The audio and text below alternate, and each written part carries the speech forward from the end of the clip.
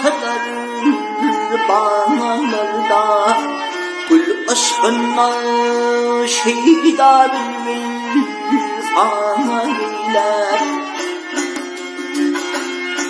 Pengenler mevkini koçor dağlarda, sabah yeni ötmeliler.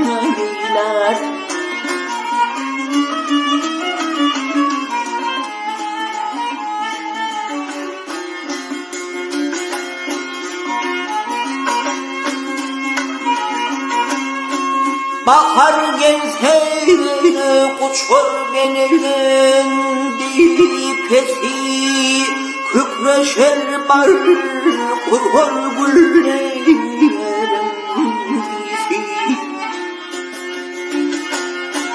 Asmanda yanlar kuşların sesi, başı tutar çalar hoş valiler.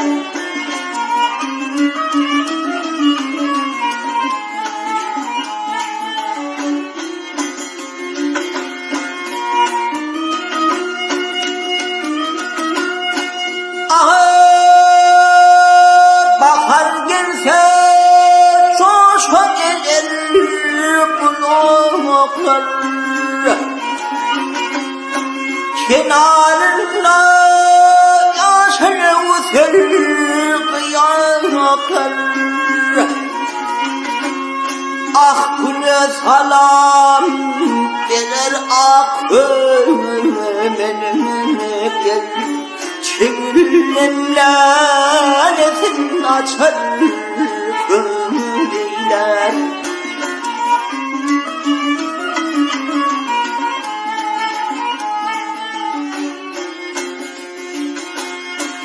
Bahar gelse sayrar şahirin dili,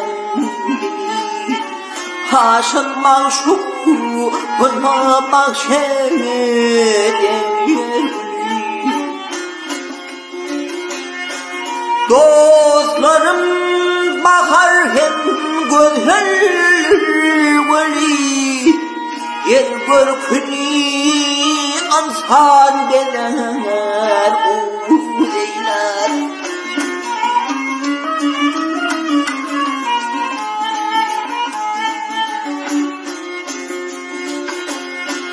Yer